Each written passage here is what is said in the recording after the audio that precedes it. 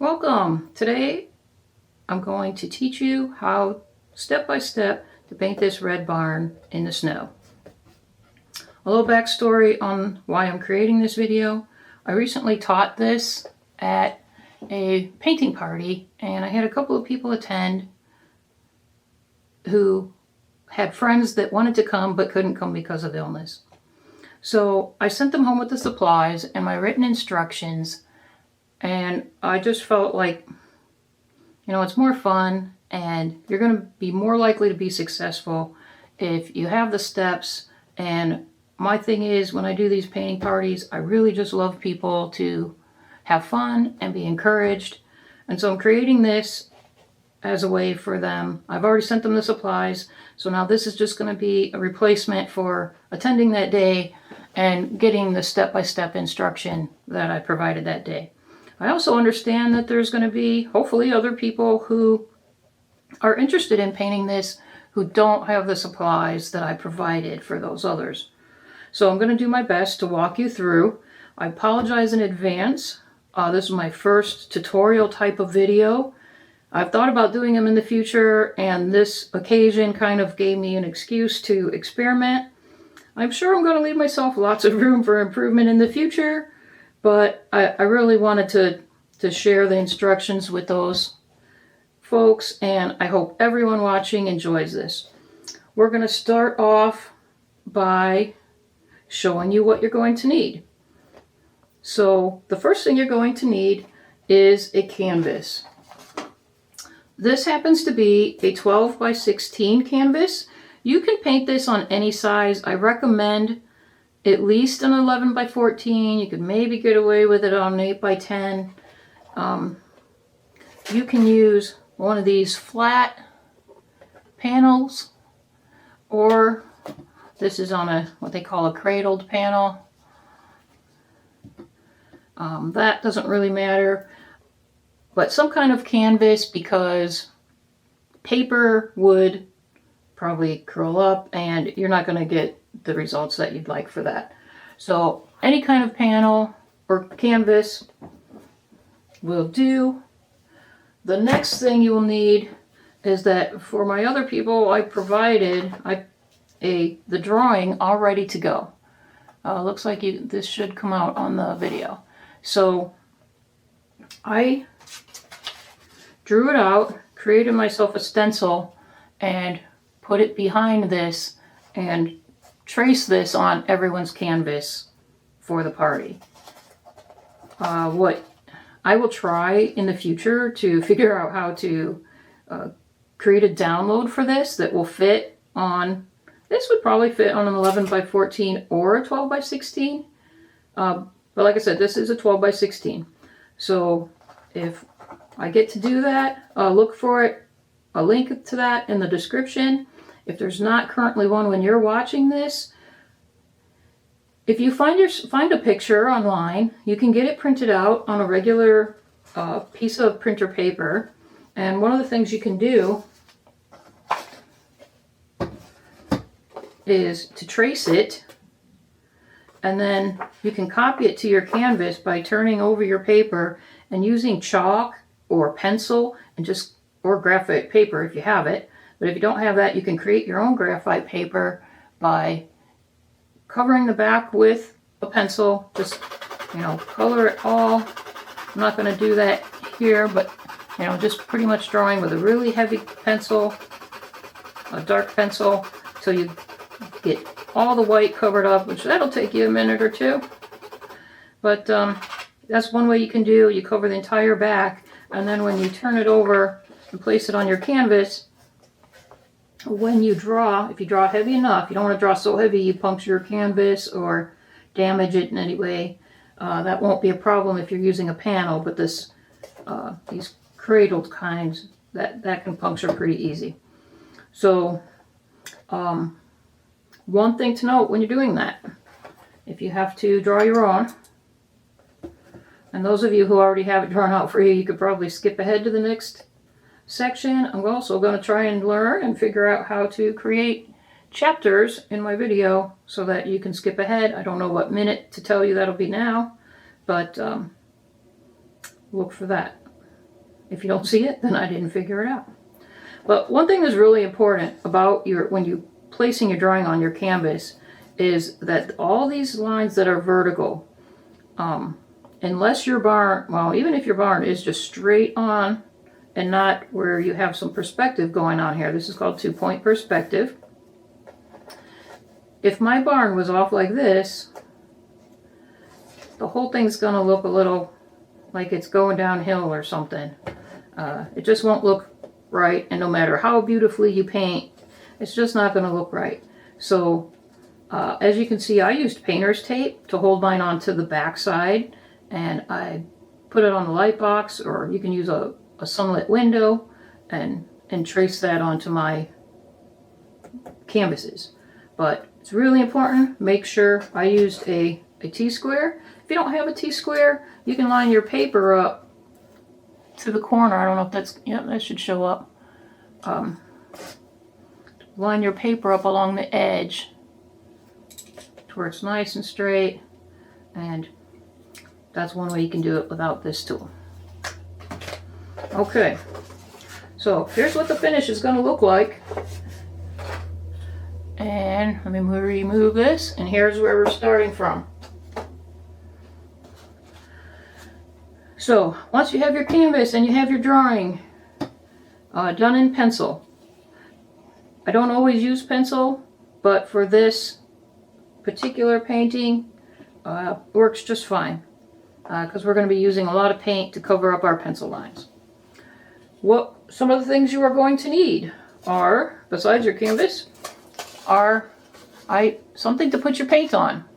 And I suggest 2 different ones. These are just 2 small little dessert plates. You can use paper. These happen to be foam. And since we're going to start with the barn, I want you to put one aside, and you're also going to need 2 cups of water. I have one here from where I did the practice sample for the painting party. After you rinse your brush out from doing the barn, your water is going to be pretty red, and we don't want that to transfer to our snow. So a second cup of water is going to help prevent that. And so 2 plates, 2 cups of water is going to make you a happier painter in the end. You will also need some paper towel. I like to take a couple sheets, I fold it up, and I put it next to my water cup. Our paint colors. Real quick about my thoughts on what kind of paint to use. I suggest any kind of art paint. There's art paint and there's craft paint. And usually how you can tell the difference is that an artist grade paint usually comes in a little tube. There's plenty of craft stores who have their own brand. For these fun paintings, like that part doesn't matter, but this with the cap on it, they come in the little bottle, these are more craft paints. And while if that's all you have, you just might get away with it on this painting because we're not doing too much blending. But if you can get your hands on the artist grade paint, even the cheaper ones, Walmart, Hobby Lobby, Michaels, any cheap, probably in a tube paint is probably going to work for you. So,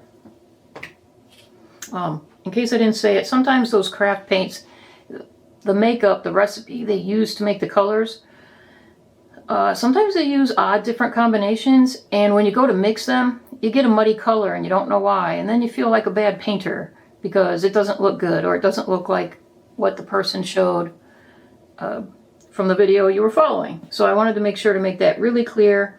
If you do have craft paints and you run into some problems, that could be part of the problem. It's probably the paint. So give it another go with artist grade paint.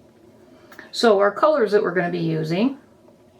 Oh, and I didn't say, But these are all acrylic paints, so they're all water-based, of course. So that's why we have the water cups, acrylic paint. This is not watercolor paint, it's not oil paint. This is acrylic. I like it because it's really forgiving, it's easy to clean up, it's low fume, and it's kid-friendly too. Like, I've done a lot of kid parties, and now this cleans up pretty easy. So, first of all, we're going to need, and I will try to create a list or make a visual image that I can show you what all the supplies are. Maybe I'll just do it here. I'm kind of winging this on the fly, so thank you for your patience. Our first two colors that we're going to put on the first palette or plate is a pretty bright red, almost a Christmassy type of red, and a burnt umber.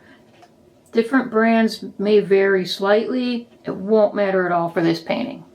So you'll be good there. I'm going to go ahead and tell you what the other paints are, just so it's all here at the beginning of the video, although we're going to use them separately. The next thing you're going to need is a piece of blue chalk. You can use, what we're going to do is we're going to use this chalk, then we're going to come in with some white paint, and we're going to let the white paint kind of absorb the blue chalk, and it gives us a really subtle variation in the white that creates our snow look really easily without going overboard by using blue paint. Our next color, this one might be a little hard to find. This one happens to be from Liquitex, and it is a blue-gray. If you cannot find the blue-gray, you will probably be able to find a neutral gray. Sorry for the glare here. If you use a neutral gray and an ultramarine blue, you will get the very same color that is in this painting. If you use a more of a sky blue, you're going to get a little more greenish gray than bluish gray, which will be fine in this picture. Just wanted to let you know that. So more of a sky blue is going to be more, let's see what I have handy, more of this type of blue compared to this reddish type of blue right here. But this is a preferred. If you want more green, you can use this kind of blue. And I tested it out already, and the blue gray matched up perfectly with our picture. The next item, or next paint color besides the white, I happen to use these big old bottles that I get from Michael's. No, I'm not, this is not a sponsored video, but that's where I found that. I like to use those for painting parties because it gives me a lot of paint. I love the texture of that. So that's where I got that. This is a turquoise blue. And in this painting, it's actually going to be our green. And you could use a Christmas tree green if that's what you have. You will get more of a Christmas look to your painting, and maybe that's what you want to go for. I wanted to keep with the blues, so I have blue in the sky, blue in the snow, blue in the blue-gray. So maybe even if you turned your blue, if you had to make your own gray and you had to use the kind that's going to turn it a little greenish, maybe you could use green paint for your pine trees. But what I used is turquoise blue, and I mixed it with my blue-gray. And the final result really looks green and evergreen, and it makes for a really cohesive painting. Just a note, I'm kind of waving in front of the camera here. I set this up with my normal speed painting setup, so I just have it angled down to the painting without me in it, and so I'm trying to be a little expressive here, so sorry if that's distracting. The other things we're going to need are a couple Q-tips. You can use toothpicks. We're going to use these to make snow at the end. All right, did I cover all the supplies? I think that covers everything. So at this point, the first step is make sure you have your water, your paper towels, have everything all set up. If you're right-handed, I like to set my paints and my water,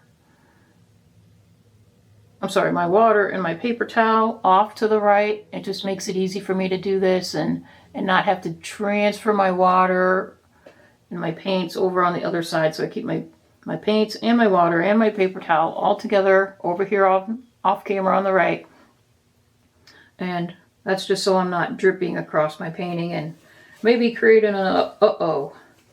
So the first step is going to be, if you have the little instructions, if you're one of my 2 original folks, this would be card number 2, to give yourself the red and the brown. So just squeeze out a little red paint. Oh, sorry about that. Bumped my camera holder here. So we have our permanent red, our crimson red, this one's called. The other one that looks exactly the same is called permanent red. And then this brown is a burnt umber. Oh, I didn't go over the brushes. The brushes we're going to need, we used a sponge. I got a regular cellulose sponge from like a dollar store. I cut it in half. Our other brush is a large brush with a rounded top. If you don't have a large brush with a rounded top, any larger, like this is probably 3/4 of an inch wide. It can be a flat brush, or you could even take, if you cut your sponge in half, you can cut one of your sponges and make a nice curved edge here, and that'll help you out later.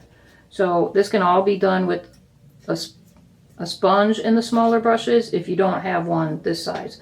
I did get this from Michael's. They have a package that includes a lot of these that I use for painting parties. So I don't know if that would be practical for you because it comes with multiple sets of the same brushes, but that's what we used. The next one is a small flat brush. So as you can see, it's not very large and the top is straight across. That's going to help us out here with our barn. And any small brush, you can probably even find these at, a dollar store also. So these smaller ones, you ought to be able to find pretty easy at a dollar store. In the future, I might try to add some links to where you can order these so everybody can find the same supplies or at least know where to get them easily in case you want to do this in the future or have your own little painting party. So we have our first plate with our red and brown. First thing we're going to do is probably the scariest part because we're going to just go bam right into this red. Trust me, you can do it. It's very doable. We're going to take that small brush. Use a brush that hasn't been wet. You're going to get more of a dry brush technique, and that's kind of what we're going for. So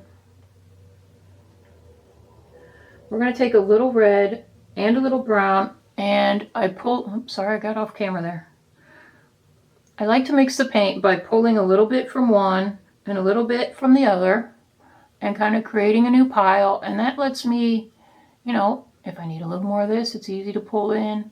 And I'm not like just stirring this all together and going through a lot of paint and still not having the right color or having too much and having globs. Because we just really want, if you look, I'm going to paint this. There's not very much paint up on the bristles. We don't want we don't want our brush so full that it comes all the way up to the metal part, which is called the ferrule. It's just more paint than we need, and it's going to cause you more problems in the end. So our first step is to mix this red and brown. And if you notice, I pulled out, so my brush is kind of flat, and then I turned it over and did that again. And that gives me a pointier edge on my brush and make sure I don't have any globs. So I'm going to set this, let's see if I can set this right here where you can still see it. And then we'll go ahead and do the first step, which is to use this small flat with the red and brown. And the first thing we're going to do is come right underneath the roof line on the left. And it's kind of a burgundy color at this point. You can't go wrong. It's just having the brown in it. It's going to be darker than the next step. It's going to be just fine. When you get over here to the left, there's kind of a little triangle that pokes out of my roof line. I'm going to add a little more brown to that because that's not going to be red. So yours, if you found your own photo, yours may or may not have that. I'm going to skip over this one, although if you did put it there, it probably wouldn't look bad, but from the viewpoint that I have, I'm kind of thinking like you probably wouldn't see that darker underside of the roof line from that angle so much. So I'm now skipping over to the right side, underneath the roof line, but within the part of the barn wall. Yeah, I got a little more brown. I'm going to add a little more red back in. And I'm just turning my brush sideways and just kind of scooting, putting a decent amount of paint, but I'm staying within the barn shape. And now I'm going to wipe this off on my paper towel. So let me give myself some new paper towel.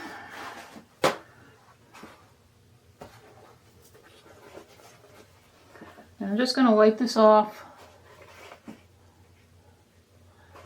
I'm not going to wet it. A lot of times when we switch up colors or switch up steps, we may rinse the brush out. This time I'm not. But now I'm just going to go into more of the red. And my brush should be drier. So what I want to do, let's see if I can show you. If we look on this original, this white here is not white paint. It's the white of my canvas showing through the red paint. So I want to lay on a layer of red paint that's really thin and lets the canvas show through. That's usually not how we want to paint. We usually want to cover that up. But in this case, we're kind of using the rough texture of our canvas to our advantage and creating a weathered look for our barn by going really light with the paint. We're going to drag our brush really light and slight vertical strokes, very soft vertical strokes. And hopefully the paint breaks at some point. And mine's going to look different than this one. Yours is going to look different than mine. In the end, if you're doing this as a group, everybody's going to look different than everybody else's. But that's the point for this step. So here we go. We got our red paint. I'm going to come over to the left edge, at the edge of the building, not underneath my barn roof here. I'm coming to the edge of my building, and I'm going to pull down vertical. And already my paint's starting to break, they call it. And I'm coming down to the bottom line of my drawing. If you have some of that shadow color, and you didn't stop and blab like I did, you might even pull some of that brown down in there, and that's cool too. In fact, if you want to recreate that, here's what I'm talking about. You might pull down a little bit, and it's going to create some variety. But this technique is very little paint. I'm going to show this to you real time. What I'm going to do as I get to this point, I'm going to skip over these doors in my drawing and the door and the window up here, only because I don't want to cover these up and not be able to see the angles that I have drawn here. Yours may be different. If you're confident with where your doors are located, I'm grabbing a smidge more brown because I'm going up underneath the edge. And I'm matching my angle of the roof line and kind of pulling down. And I'm stopping at my window. That takes a little bit of a touch there. But the important thing is to stay vertical.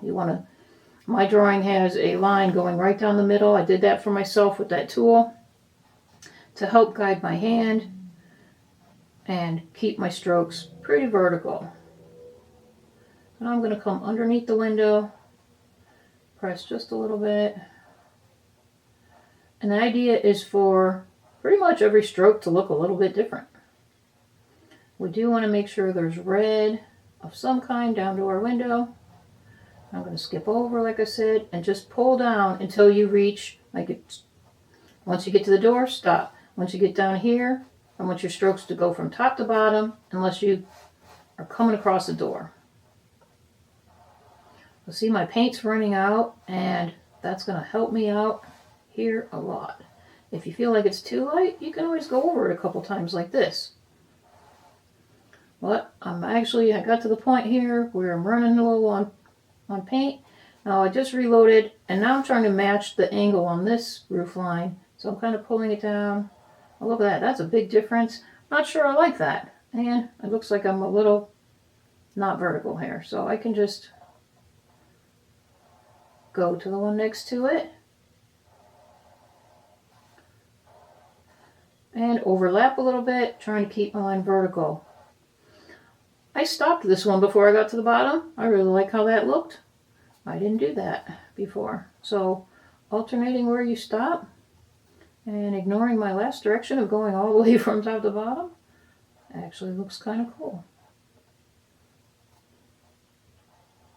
So we'll give that a try.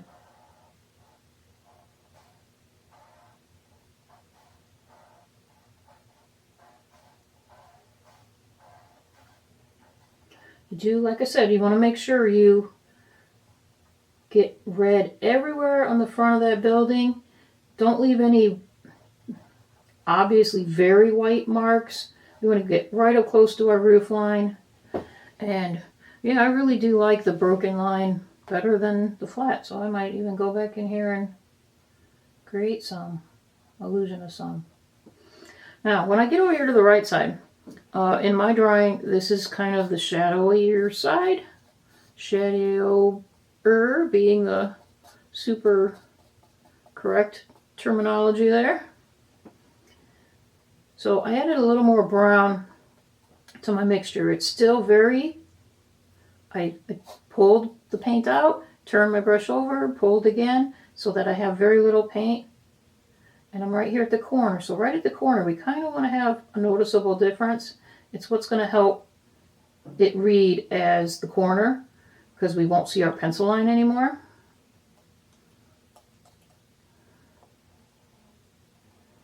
Now my brown that I put under there looks like it's dried at this point.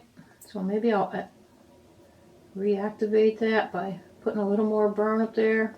And then when I pull down, it'll take some with it. But we just want to fill in that barn shape with the brown. Okay, now we are going to rinse this out in our cup of water. We're going to rinse that brown out. I want you to go back and grab mostly red. Make sure you've dried your brush off on the paper towel so that it's not drippy.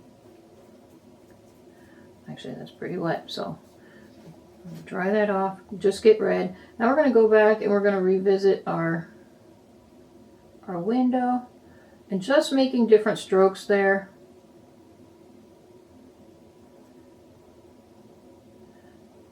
It's going to make it look a little different and varied and let us kind of see where the lines are. My thought was that if people went a little bit too heavy with the paint, they're not going to be able to see their pencil lines anymore, and I didn't want that to be a problem. So that was my way of avoiding that. And so that's why I chose to do it that way. If you already painted them, that's fine too.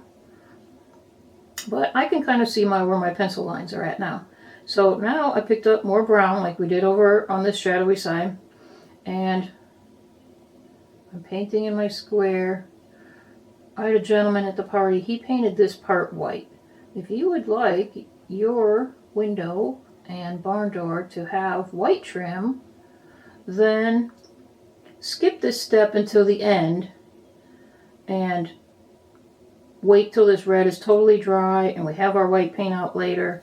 I don't know if I'll remember to reference that later, but if you do want yours to be white instead of brown, skip this step, but do not put white on yet because you run the risk of turning it pink because this red is still a little wet.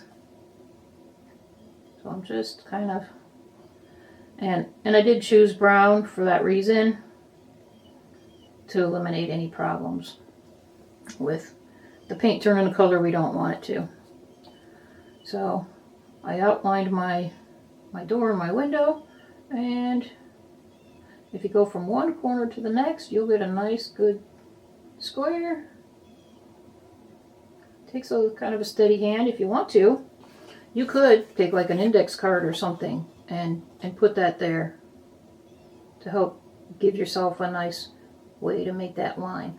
You can use your small brush to do this point, to do this step, but I actually prefer to use the small flat because it holds more paint and it gives you a straighter line, I feel, because when you're working with the small rounds, it's like a pencil and it can get a little wiggly.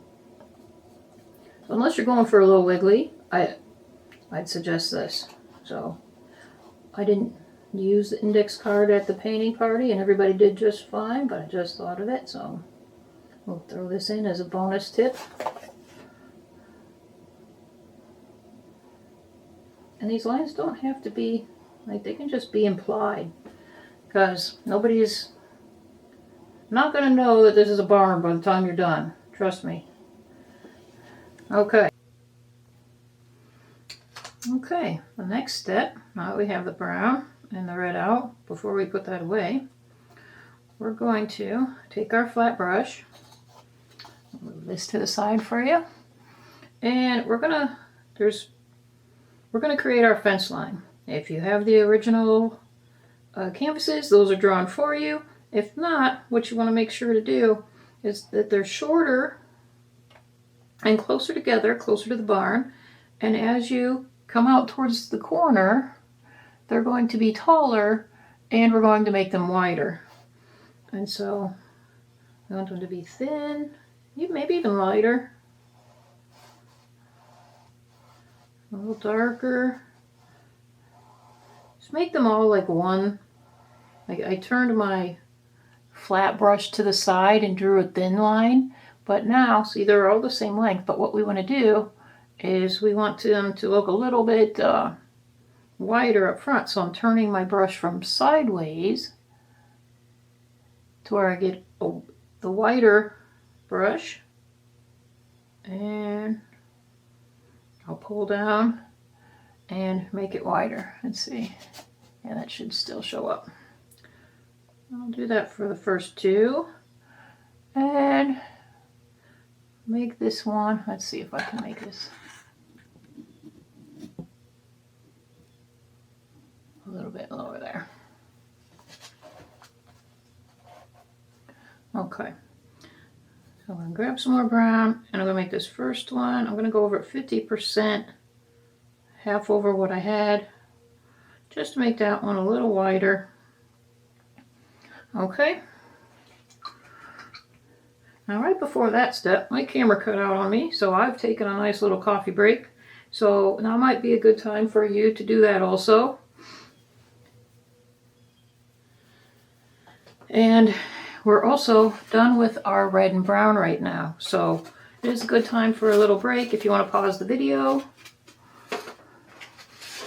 Make sure you rinse out your brush and set your red water way off to the side to where you will not be tempted to use that water.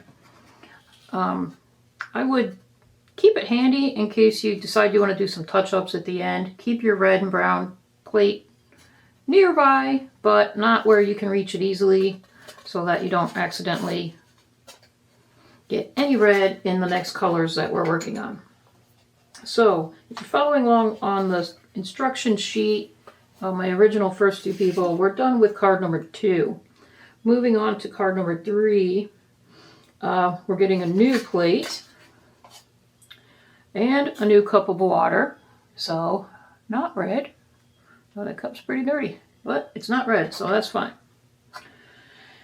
And we're going to put out some white and the blue-gray paint. But before we do that, I don't want that to dry on you. First thing we're going to do is we're going to take our blue chalk and we're going to go over our canvas. Let me pull this down a little bit more.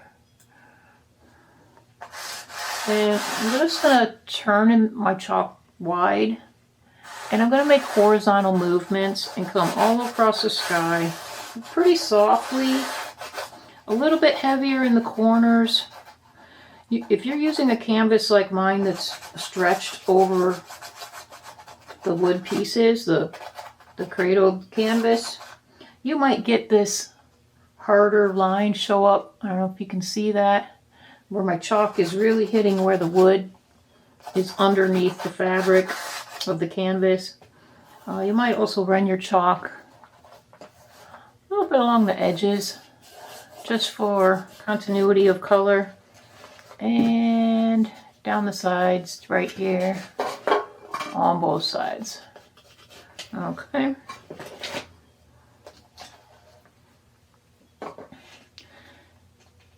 Next step is we're going to, where we went like this for the sky, I want you to make horizontal motions, and we're going to fill in, I have drawn, actually, for those of you who do not have this canvas already, we're going to take the chalk, and we probably should have had this drawn already, but I'm going to take the chalk and we're just going to draw like a nice little arching wave. I want it to be higher above the barn.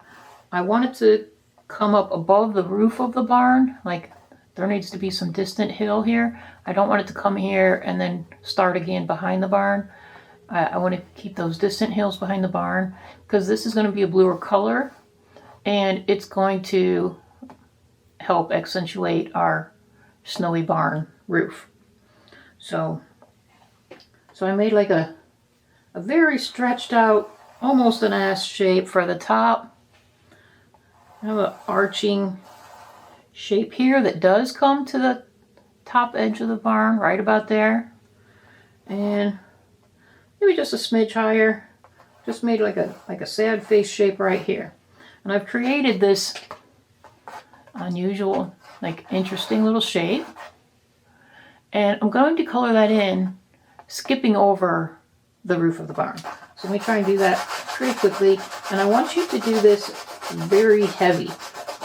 We want this roof line to be, I'm sorry, I said roof line, I meant tree line, to be much darker than our sky. And so we're just going to lay down a lot of this pigment within that shape. Fill it all in, be really generous with it. Don't forget to come around the sides. There we go. We're also going to, you can hold your chalk however you like now. We're just going to kind of, I'm using sort of the edge of it. We're just going to come underneath the barn. Yes, I did just scribble right over the posts that I had made, because we may revisit those. Like if they get blurred up, the brown is there so that when we put the snow on later, you can still kind of see where they're at. And so if need be, we'll come back, we'll revisit the posts with the brown. And just a note too on the posts, I purposely did not put the rails in yet. If you did, that's okay, but I did leave that out on purpose. So coming all around the edge of the barn, the front of the barn, it's going to help set that barn down into the snow so it doesn't look like it's just sitting on top of a box. It kind of blends into our picture. And let's move this down a little bit. Sorry about the wonkiness. I'm drawing my road, so I'm just making an arching line right here away from my door, and another arching line out. And then I wanted it to look like there's two ruts, like somebody drove their old tractor right into that barn right before we got here, and you can still see those ruts So they kind of follow, this one would follow this arch. I'm drawing, that's kind of heavy. And then this one's going to follow this arch. And notice how they're skinnier here and wider here. So that is done on purpose, just to kind of lead your eye into the painting while we have this chalk out. Yep, it might get a little messy, just like me. That's part of the fun. I'm kind of making a little smiley face, slightly angled up towards the right. Kind of comma or smiley face shapes underneath each of the posts. It's just gonna kind of lend, also this, for the same reason we put it underneath the barn. It's just gonna give the illusion that some snow has blown around there and it's left a little bit of a shadow. We will also kind of, now we want to put on a little bit of the chalk for our blue ground. And so we're going to hold it sideways like we did for the sky. And this arch that we have here, I want you to kind of, we're holding the chalk sideways like this. Just kind of come in and follow that mark and come down towards your posts. Actually, you can come all the way right over them and right to the edge of your road there. Just kind of a light, kind of like the sky color, maybe a little darker. And on this side, we're going to follow this arching line. We really don't want to cover the barn too much, but if it touches it, it's chalk, it'll wipe right off. But we kind of want to make a curve. And we're doing this with the chalk, not so much because it matters with the chalk, but because when we get to the paint, I want the angles of our brush marks to follow this pattern. So this is kind of, think about this being a sad face shape. You don't want to make a line that hard, but just to show you, kind of like a sad face shape here, all the way down to here. Same here, kind of like a arching movement going this way. Okay, now in these side ruts, we're going to do the opposite of that. We're going to make like a smiley face shape, and I want you to fill these in pretty dark.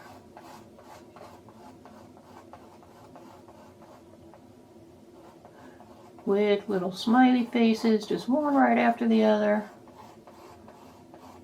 Sorry if the camera's shaking a little bit. I'm actually finding this a unique experience. I'm looking at my camera screen instead of my canvas while I do this, so it's a little different for me. Let's leave this white because we want it to be white in the end, and you'll have a little bit of blue on your brush when you go. This is going to actually be another sad face, but don't worry about chalking that out right now. Okay, so we're on card number 3. If you have the instructions written out, fill the distant hill heavily underneath the posts, the roads, and curves with the shapes. Okay, so we are down at the bottom of card number 3. We're going to use our sponge.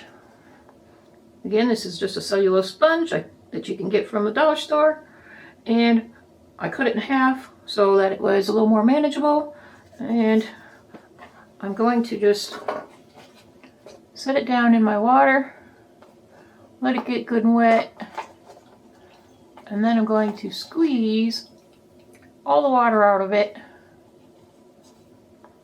and set it aside for a moment while we get our paint out.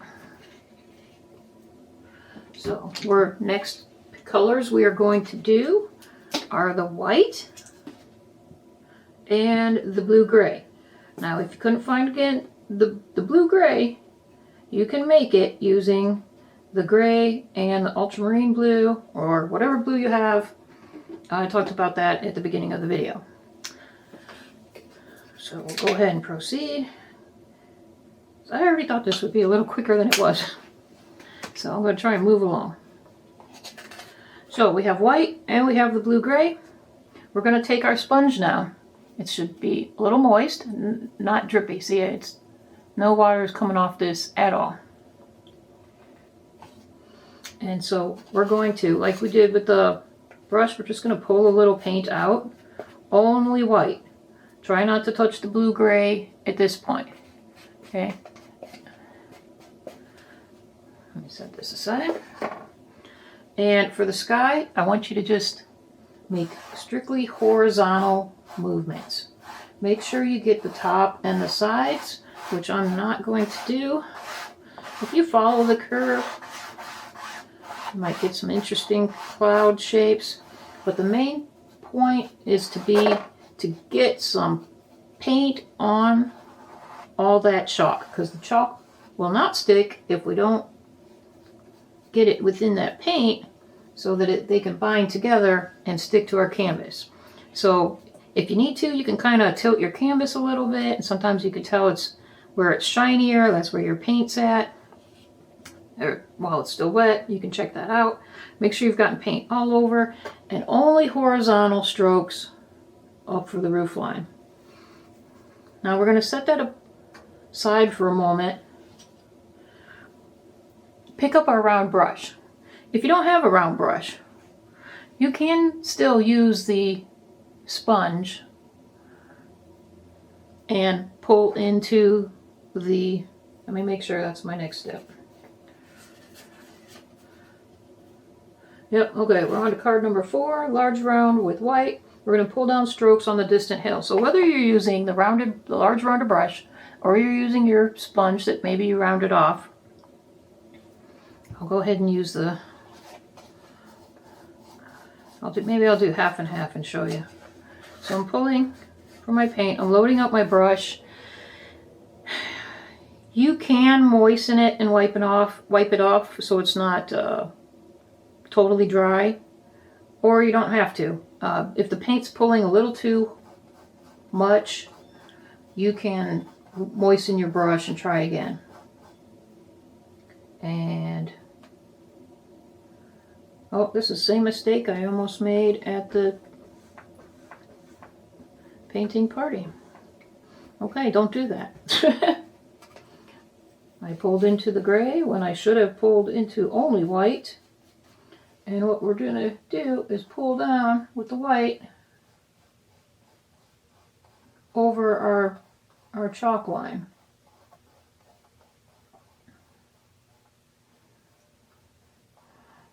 And I like this rounded sponge or rounded brush, or again the rounded sponge, because it'll give a rounded texture at the top, kind of give the illusion that way in the back there's really tall trees that are rounded at the top. They're different heights, different ones. I did kind of pull down this way, but for the most part you want your last brush stroke to be pulled down. And see how I'm getting some texture from that rounded brush? But just to show you, I'm going to show you how to do it with the sponge. It's very similar. Just got to start picking up some of that chalk. See how when I first did it, it's more white than it is blue. That's because I'm using a different thing and I don't have the chalk built up into my sponge yet. And I'm going to show you how to fix that. Just since it came up. I'm just going to take my chalk, and because my paint's really, really thin, or you can wait a minute for it to dry, I'm just going to kind of place some more pigment there with my chalk and come back over it. Again, making sure I have some paint. Because again, if I don't have paint, that chalk's just going to wipe right off. Wouldn't fuss too much over this step at all. And I hope showing you that if you make a mistake, it's not going to hurt anything, and we all make mistakes. So I'm not glad I did that, but I'm glad I did that so that you can see. It's not that big a deal. That's one of the things I love about acrylic paint, is it's so forgiving. And our next step is actually going to be to go ahead now and take the sponge and come into our blue-gray. And I want you to start at the bottom of this distant hill shape and pull up.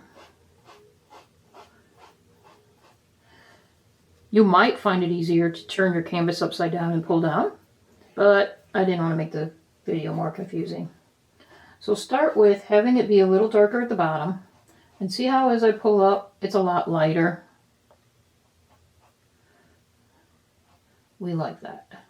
And we're going to work right around the barn. And I want these to be taller on the sides and a little variety. Now I'm turning my my sponge sideways a little bit and just implying that some of these are a little taller than others, but I want it to be shorter in the middle, vertical strokes, and taller on the edges. And the little lines you get with the sponge just kind of create the illusion of lots of little trunks living back there. Come right up close to your barn, but make your last strokes that you make pretty vertical. Some taller, some shorter. See how I'm creating a variety here. See, I have these two and they look exactly the same and a weird gap in the middle. So I'm just going to pick one and make it a little taller. Fill in that gap. Dab on it a little bit with the corner. And boom, now it looks a little bit like there's some distant trees. In fact, this sponge works really good for that. You can now that you have some trunks kind of built in, you can kind of come back and dab over the top. Oh, let me finish with my base. And again, we want these to be taller on the sides. Now you can kind of come back, turn your sponge different directions, and voila, we have created a forest. And it doesn't have to be perfect. In fact, it'll look better if it isn't. So, because no trees are perfect. And I like that about trees, because I don't always paint things perfectly. And trees look better when they're not exactly straight. Okay, so my main idea was to leave the distant hills showing through a little bit, but it's mostly covered. Came up from the bottom, made a variety, and now we're going to set this aside. If you have that brush, the larger brush, we're going to go ahead and pick it back up and pull into our white and do the next step with the white. And if you're following along with the steps, we're on the back. I'm not sure if that got copied for you. We're on the back of card number 4. Pardon me while I check my steps. I'm feeling like the snow needs to come next, but my directions say to give the turquoise now. Okay, well, we're going to go ahead and use the brush and pull with the white. And we're going to go ahead and paint our ground snow. I'll give this a chance to dry. And you can also do this with the sponge, but you'll need to be very cautious about rinsing out that blue-gray color. And even when you do, maybe use a different corner to just do the white on the next step. If you really are worried about running into problems, you can take a pair of scissors and cut off that part of the sponge that had that color paint on it if it's not coming out of your sponge very well. That's the way I did it. So see how this has that sad face shape? I'm just going to move in that direction, coming along the bottom of the barn and going to the edge of my road. You can go back and forth like I was doing, or you can just start from there and pull back. But see how I have this nice little shape going on here? It gives a lot of movement to the painting. Now let's skip over to the other side. We're going to work our way from the outsides in. Same thing. This has a big arching shape. We're going to make sure there's paint on our brush. And it's sort of an arch. They don't have to, I would kind of stop by the posts and then create another. And as you go over, see how the posts are gonna get covered up a little bit, but make sure there's paint over all of the ground. And we're following our landline. So once you get past the post, you can kind of make maybe a little smaller arch.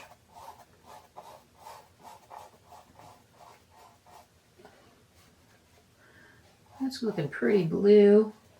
So I think I want to add in a little more white. Not too much. I really like the blue. I just want it to have a little variety.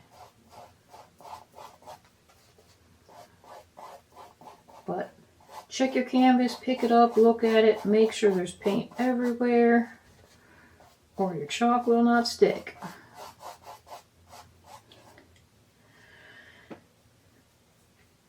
And actually, I kind of like that the posts are partially covered. That might lend itself to the illusion that it's snowing, like we're going to make it do here at the end. Okay, now inside our ruts, we're going a different direction. Instead of making these sad face shapes, we're going to make a little happy face and come along. And I do want these to be darker. So we'll do both of them like that. And I'm already noticing that mine are not really that much darker.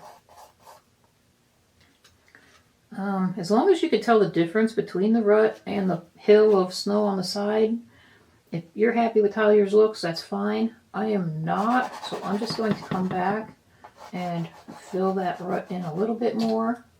And I'm also going to use a little more white to come back and redo my snow hill on the side so that it is lighter.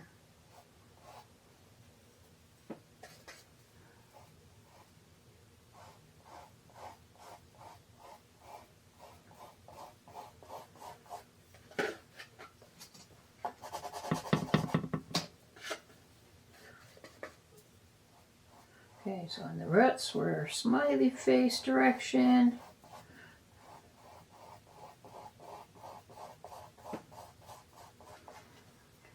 Now in the middle, we're going to be sad face. Let's put a decent amount of white on our brush or our sponge, whichever one you're using. And we're going to do that sad face shape and no chalk. We should pick up just a little bit naturally that's left in there. And come all the way to the edge, and you can't see where I'm at right now, but go ahead and get the front of your canvas, the bottom, so that it's all painted all around the side. And this can be really loose. It just kind of gives the illusion that, maybe the ruts were made and the wind's blowing and it's blowing these ruts over a little bit. Just keep everything really soft. Okay? And all I'm doing here is I'm just making sure I don't have any globs of paint and that all my chalk has some paint on it so that it sticks. And I want to make sure I'm staying with that movement though. Okay, now that we've done that, and we have mostly just white on our brush, and our blue is probably dry of our distant trees, we're going to brush down in the direction of our roof line. If we come over the sides a little bit, that's fine. And we also want to use our chalk to kind of create a line here. In my drawing, it will be on your canvas already if you had one provided for you. If yours has a roof line like that, you might want to put that in with chalk and then get some more paint on there. I went over. I'm actually pulling down a little bit on the front to give the illusion of some icicles. You might want to wait and do that until we grab the smaller brush later. And notice that I did not do this side of the barn. We're going to do that with a smaller brush also. Okay, distant trees start at the base of the hill, pull up, leaving gaps. We did that. Okay. So I think what I did in the instructions is I skipped and I did the ground, and then I went back and did the distant trees. So if you're following those directions, that's what that jumped around just a little bit. So right now I'm rinsing out my brush. You can rinse out your sponge. We should be, we might use it again in a little bit. But rinse out all the paint out of that and set it aside because it's going to be set aside for a little bit. And I'm going to go ahead and add some turquoise to our palette.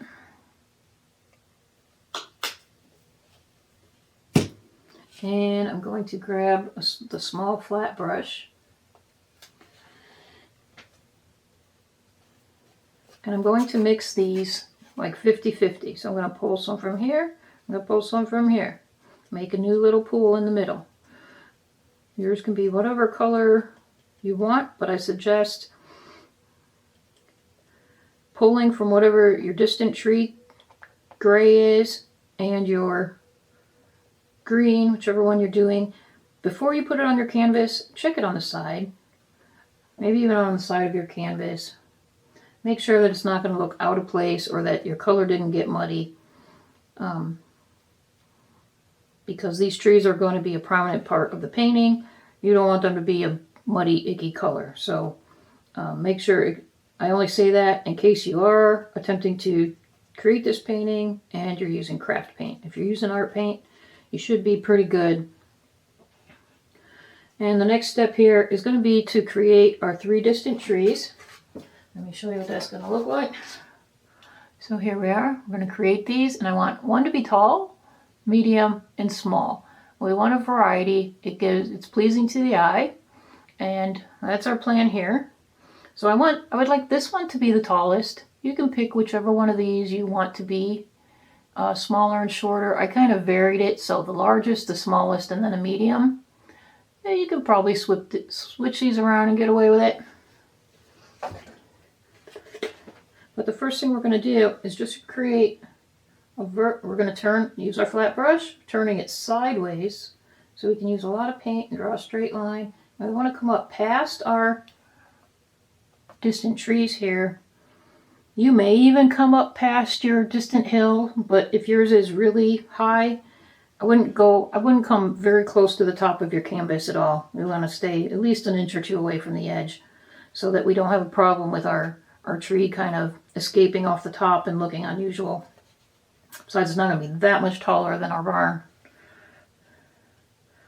So, okay, so I'm pulling in my color again. This one's going to be short, just going up, creating a shorter one. I'm skipping over to the right side of the barn, and those are almost the same, and I don't want that.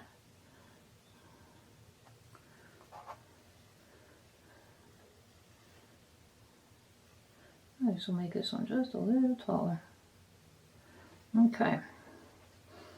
And then, so the next part, I want you to start from the bottom and think about, you start from the base and go out. And think about creating downward arrows, but we're going to kind of skip.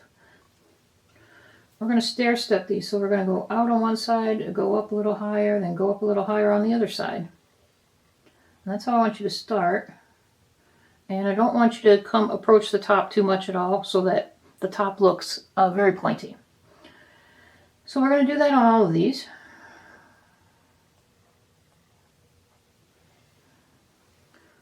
Reloading your brush as you need to. We want to come right close to the edge of the barn. Make sure we're following that edge and imagining that tree's actually come down this far also. And then out and up, skipping, alternating, like stair stepping. And then, now that they're there and they're placed and you have some nice interesting gaps in them, if you feel like you'd like them to be a little fuller, which you probably will, kind of come back in and fill them in a little bit, but think about leaving some of those gaps. Maybe even, so I'm doing some of these with not a lot of paint on my brush, so that maybe some of those look like they're further away, snow blown. If you feel like when you get to the top, Try and leave that point showing. But I did these very soft with very little paint added in. If you want, you could kind of fill these in so they look like they're fuller at the bottom. But you want to have an interesting shape. We don't want to create just like 3 green triangles. So, and think about your edges being softer. So that's why I did them. The line first, then the arrows, and then when you don't have that much paint on your brush, kind of flick out from the center. Think about always starting from that center line and going outward. I did that very quickly. You might need a little more time. I'm going to rinse it out of my brush. If you do need more time, feel free to pause the video like at any point and take your time, but don't agonize over it. You'd really be surprised. And I know it doesn't feel that way when you're a new painter. It's almost, it seems like the quicker you go, the easier it is and the nicer it looks. It looks a little more painterly than if you agonize over it.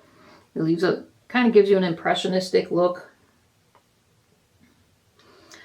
Here in the directions, I've moved from card 5 to card 6, and where you can use a small round brush into some of the white and pull down and create these icicles. I did that with a larger brush. But we're also going to use it to get the left side of this barn, and we're going to travel down the side of there. Make sure that tree is good and dry. But notice how I'm not doing it in one long line. I'm making little dashes. That kind of gives us the illusion that snow's piling off and maybe tipping over a little bit. And that's all I'm going to do on the groove line with that, because I just want it to be kind of rough and snowy and soft. One thing I do want you to know, if you can still see your pencil mark here at either of these edges, take your white paint. White is the most opaque color. Just go right, kind of dab right over it. Let it go outside the line a little bit. Dab that up. Dab all over. You'll be good. But cover up any pencil lines at this point. If you go a little heavy with the paint here, it gives that illusion that there's just a lot of snow piled up on this. And I'm just being really generous with the white paint on this roof line.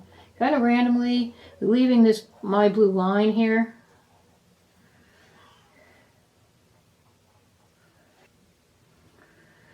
And you can also, if these are dry, which I know it was really soft on the paint, so I know that mine is pretty dry, you can add a little bit. I actually didn't care for mine when I put the white on it. I know logically they should have some white, but I just liked mine better without on all my samples. Okay, now the next step, we're going to revisit our red and brown. Paint should still be wet. If it's not, just get you out some new. We're not really going to need even that much. So we're using that flat brush again. And you should still be able to see where your fence posts are. So let's start up at this one and lay our paint in. Oh, I need to move this where you can see a little better. Okay. So I'm just doing a vertical stroke, letting some of that white show through. I don't know if you could tell, but my paint got a little out of line there. So you know what I'm going to do? I'm just going to make my fence post a little wider. Oh, no harm, no foul. Now, a little more paint. I'm going to move on to the next one. Just pull straight down. This one I did about 2 strokes wide. You can go 2.5. This one I did 1. I turn the brush sideways and do 1 here. Now my paint's starting to run out of my brush. Maybe 1.5 of this turned sideways. 1 softly here. And I'm barely touching these last 2 because I like how they're, see, this is a darker brown. and how that faded out. It really makes it look like as you come closer, you can see it with more detail. And also, I believe in the party, I also grabbed some of this blue-gray and put a little bit on there just to like pull the color in.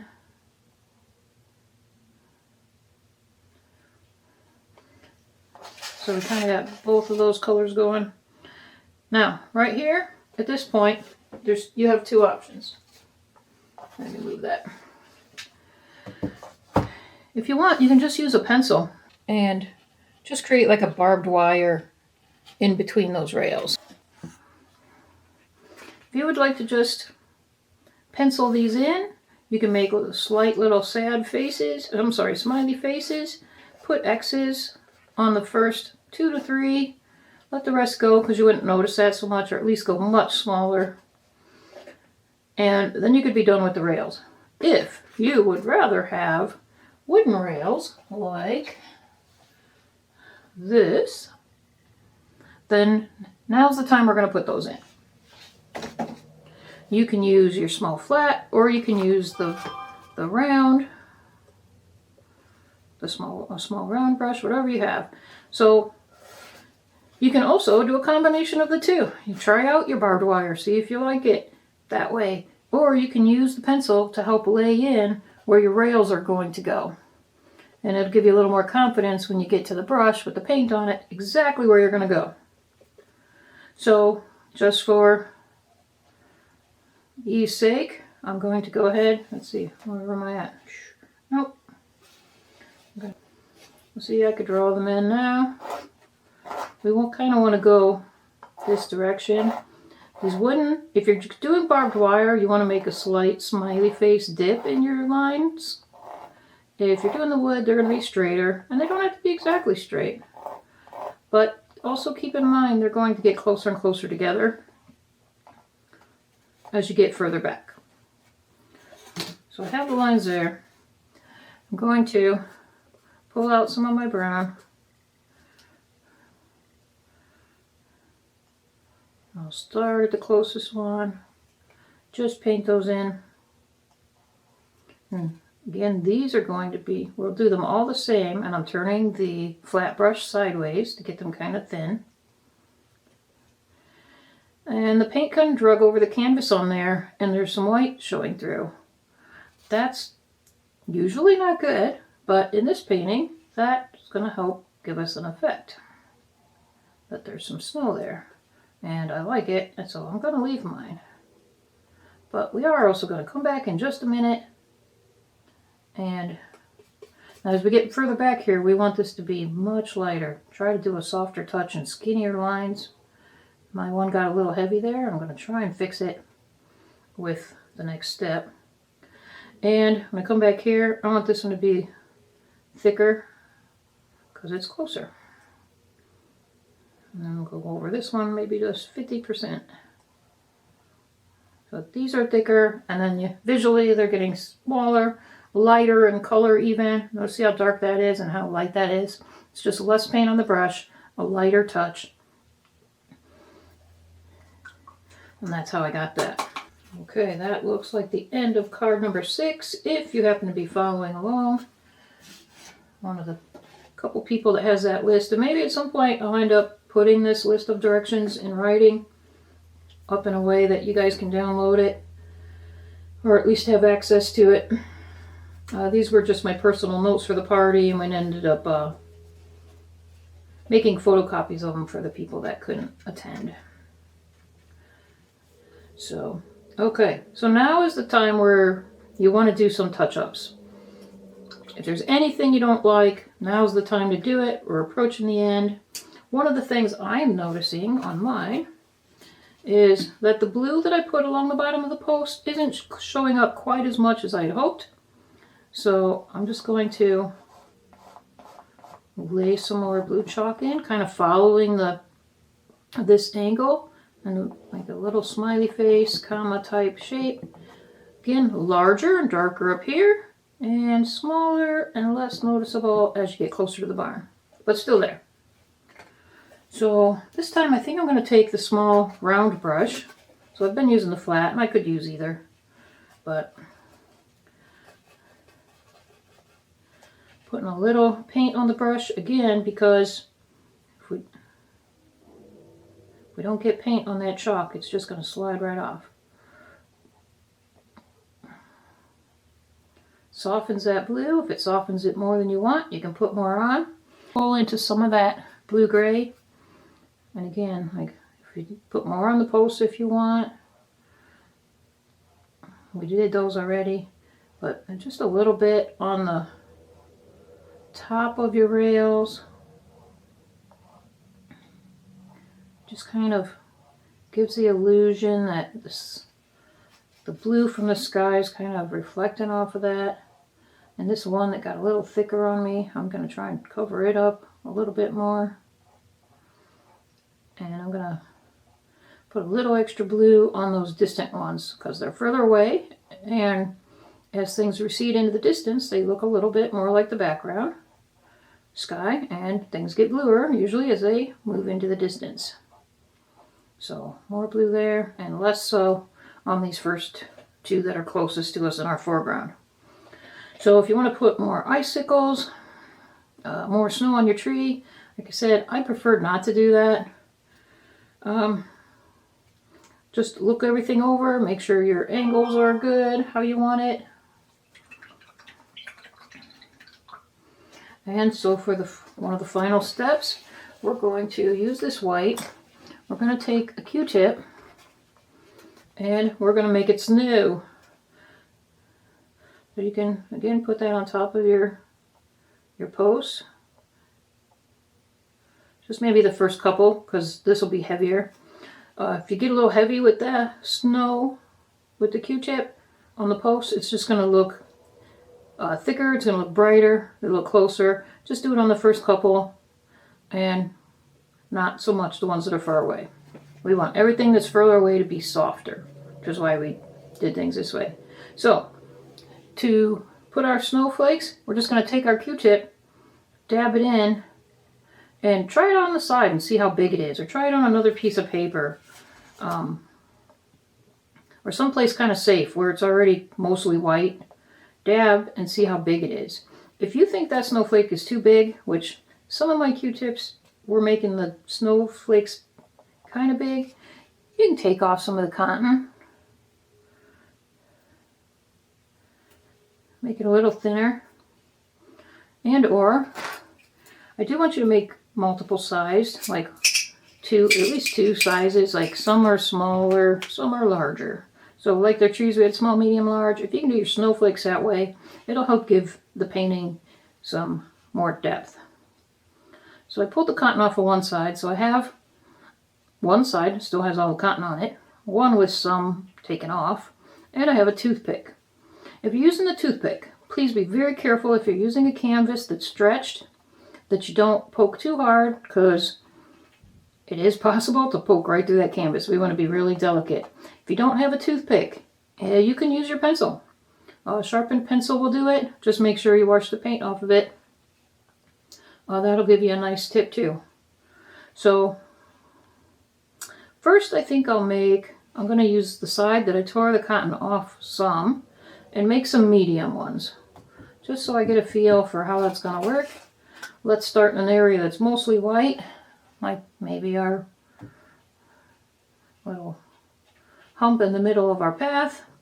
And I'm okay with that. It's a little large, but I think it'll work. And we want to think about going at different levels at different side parts of the painting. So if we divide this into fourths or thirds and just think about, let's say we divided it into fourths. So we divide it in half again. This side, let's make a dot over here. Let's start up where it's safe in the sky. So the lightest part in this fourth. And if we put one up here, let's move down to a different section. And one down here. Move over. One up here. But we don't want it to be at the same height as the other one. We kind of want to jump around. So I'm just going to do that quickly. Ooh, I got way too much paint on that. It's going to happen. Just make sure you dab it off, dab your Q-tip off on your plate before you move to your canvas.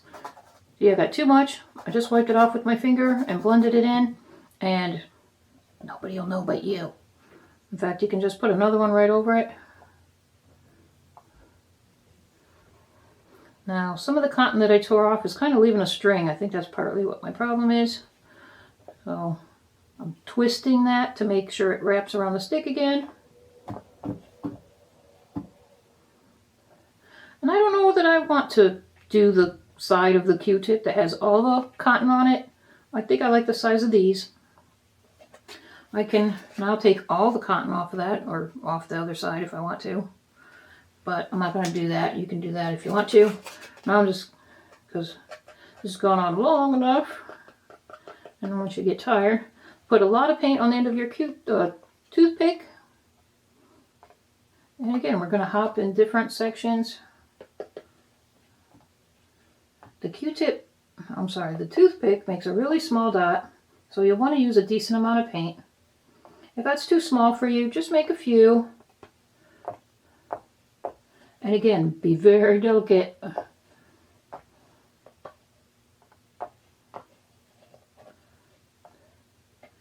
With your pressure on your canvas.